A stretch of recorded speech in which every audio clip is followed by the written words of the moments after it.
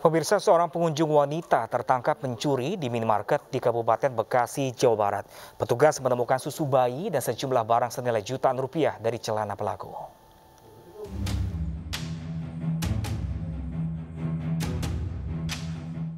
Satu dari dua orang pengunjung wanita di sebuah minimarket di Jalan Raya Pilar, Sukatani, Desa Sukaraya, Kecamatan Karangbahagia, Kabupaten Bekasi, Jawa Barat tertangkap tangan petugas keamanan mengutil di minimarket. Sebelumnya, petugas curiga dengan gerak-gerik dua pelaku yang sedang berbelanja. Dari dalam pakaian, petugas mendapati beberapa barang belanjaan seperti 3 kotak susu bayi dan barang lainnya dengan nilai 1 juta rupiah. Gelembung di baju. Gitu. Terus pas digeda ya susu 4 piece sama yang lain juga tuh 2 piece. Kalau total kerugian dari toko ini sendiri diperkirakan berapa, Pak? Sekitar 1 juta lebih, Pak. 1 juta lebih ya. Kalau kejadian seperti ini udah sering atau gimana sih, Pak, di sini? Ya, lumayan sering sih, Pak. Sementara, seorang rekannya melarikan diri ketika pelaku pertama tertangkap. Guna penyelidikan, pelaku diserahkan ke Polsek Cikarang Utara untuk proses hukum lebih lanjut. Dari Kabupaten Bekasi, Jawa Barat, Didi Junaidi, iNews melaporkan. Pemirsa, antrian warga mendapatkan minyak goreng dengan harga subsidi masih tampak di sejumlah daerah. Warga rela antri berjam-jam untuk mendapatkan minyak goreng dengan harga Rp14.000 per liternya. Puluhan warga Bojonegoro, Jawa Timur antre sejak pagi di luar pasar swalayan yang menyediakan minyak goreng dengan harga subsidi dari pemerintah. Warga rela antre demi mendapatkan minyak goreng dengan harga Rp14.000 per liter. Harga ini jauh lebih murah ketimbang harga pasaran yang berkisar Rp18 hingga Rp20.000 per liternya. Untuk menghindari berebutan, warga mendapat nomor antrean dan dibatasi pembeliannya. Warga hanya bisa berharap cemas mengingat stok minyak goreng subsidi yang ada di pasar swalayan terbatas jumlahnya. Polisi yang datang memantau meminta warga tenang dan tak melakukan panic buying. Kita cek, minyak goreng memang masih ada tersedia dengan jumlah yang mencukupi. Kemudian memang dari supermarket sendiri sementara ini mengambil kebijakan untuk melakukan pembatasan. Pembatasan ini mengandung maksud supaya menghindari masyarakat kita yang panik buying. Antrean panjang warga yang akan membeli minyak goreng bersubsidi juga terjadi di Gunung Sitoli, Nias, Sumatera Utara. Warga rela antre berjam-jam untuk mendapatkan minyak goreng seharga Rp14.000, mengingat minyak goreng kini langka di kawasan Gunung Sitoli dan Kepulauan Nias, Sumatera Utara. Iya, beli minyak goreng. Udah menunggu berapa lama? Dari jam 8. Sampai sekarang masih belum dapat? Udah. Masih belum dapat. Udah berapa jam kakak menunggu? Saya nggak tahu jam berapa sekarang, pokoknya saya jam 8 segini. Belum lagi, kan masih di gudang. Warga berharap pemerintah bisa segera menurunkan harga minyak goreng yang melambung tinggi di pasaran dan menjaga pasokan stok agar tidak terjadi permainan dari sejumlah oknum. Tim Liputan iNews melaporkan. Pemirsa, aturan Menteri Ketenagakerjaan mengenai pencairan dana jaminan hari tua yang baru bisa dicairkan pada usia 56 tahun menuai pro dan juga kontra. Para buruh mengancam akan turun ke jalan jika peraturan itu tidak dibatalkan.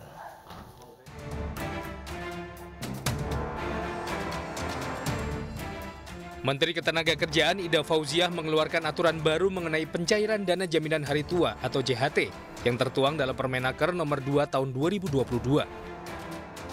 Dalam aturan baru, peserta BPJS Tenaga Kerja baru bisa mencairkan dana JHT 100% pada usia 56 tahun. Sementara di pasal 5 dijelaskan peserta yang mengundurkan diri atau terkena PHK, dana jaminan hari tua diberikan saat usia peserta 56 tahun. Peraturan baru ini ditolak keras kaum buruh. Buruh mendesak Menaker Ida Fauziah mencabut aturan baru pencairan JHT karena dirasa tidak adil dan makin menyusahkan kaum buruh. Kebijakan Menteri Tenaga Kerja ini menyakitkan kaum buruh di tengah PHK yang masih tinggi, dunia usaha belum bangkit. Apa motivasi dibalik kebijakan Menteri Tenaga Kerja ini? Kami meminta segera Menteri Tenaga Kerja mencabut Permenaker nomor 2 tahun 2022 tentang pencairan JHT dan buruh ribuan bahkan puluhan ribu buruh dalam waktu dekat akan aksi besar-besaran di kantor Menteri Tenaga Kerja dan di seluruh Indonesia untuk menolak Permenaker nomor 2 tahun 2022. Pemerintah berkeras aturan dibuat untuk mengembalikan fungsi JHT sebagai jaring pengaman saat pekerja sudah tidak produktif dan bukan sebagai jaring pengaman pekerja semasa produktif. Sekarang ini pemerintah tidak mungkin menarik sesuatu tanpa menyiapkan bantalannya atau alternatifnya. Untuk teman-teman yang ter-PHK, sudah kita siapkan jaminan kehilangan pekerjaan. Jadi yang ter-PHK, selain mendapat pesangon dari perusahaan, juga akan mendapatkan uang cash selama 6 bulan, kemudian mendapatkan akses pelatihan dan informasi lowongan kerja. Nah, karena sudah ada JKP ini, maka JHT itu kita tarik, kita kembalikan ke fungsi asalnya sebagai safety net untuk hari tua. Selain itu, peserta BPJS Tenaga Kerja dengan masa kepesertaan minimal 10 tahun bisa mencairkan sebagian saldo JHT, 30% untuk kepemilikan rumah dan 10% untuk keperluan lain. Peraturan Menteri Ketenagakerjaan Nomor 2 Tahun 2022 ditandatangani pada 2 Februari lalu dan baru akan berlaku 3 bulan kemudian pada Mei 2022. Tim Liputan iNews melaporkan.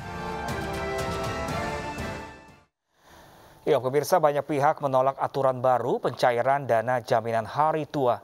Hingga pukul 9 pagi ini, petisi penolakan Permenaker Nomor 2 Tahun 2022 melalui change.org telah ditandatangani lebih dari 333.000 orang.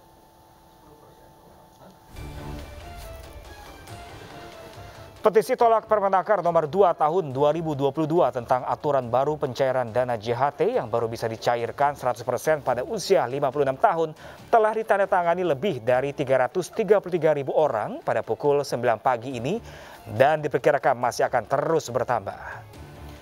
Petisi yang digagas oleh Suhardi ETI ini ditujukan kepada 3 pihak, yakni Menteri Tenaga Kerja Ida Fauziah, Kementerian Ketenagakerjaan dan Presiden Jokowi.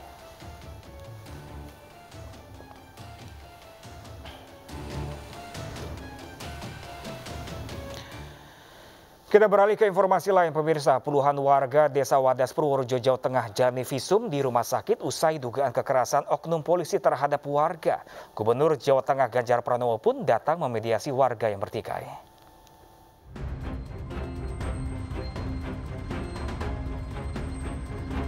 Puluhan warga Desa Wadas di Kecamatan Bener, Kabupaten Purworejo, Jawa Tengah menuju Rumah Sakit PKU Muhammadiyah Yogyakarta. Mereka akan divisum usai temuan dugaan kekerasan oleh polisi kepada warga saat pengamanan pengukuran lahan. Tahap pertama akan dilakukan terhadap 64 warga yang sempat diamankan di Polres Purworejo. Selain kekerasan fisik, kini warga trauma. Ya, bahwa memang terjadi dalam proses penangkapan yang terjadi pada sekitar tanggal 8 itu. Memang ini sebenarnya cukup terlambat karena ya waktu itu kan dikepung selama 3 hari gitu ya.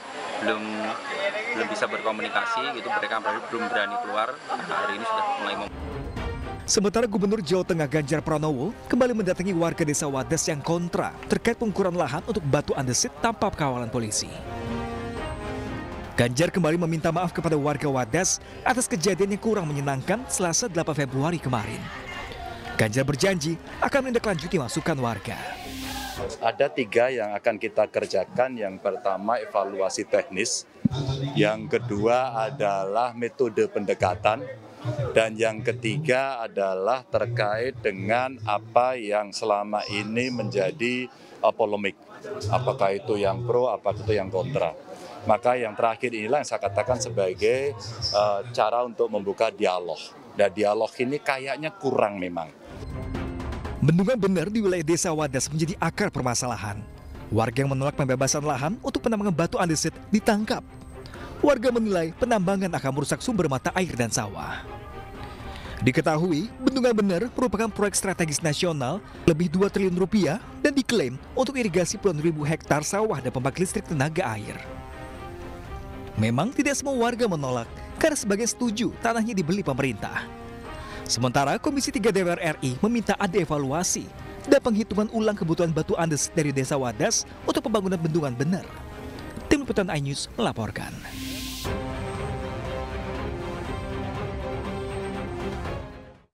Ya, pemirsa, usai jeda ratusan jemaah umroh asal Jambi positif COVID-19 usai pulang dari umroh. Selengkapnya pemirsa tetaplah di iNews.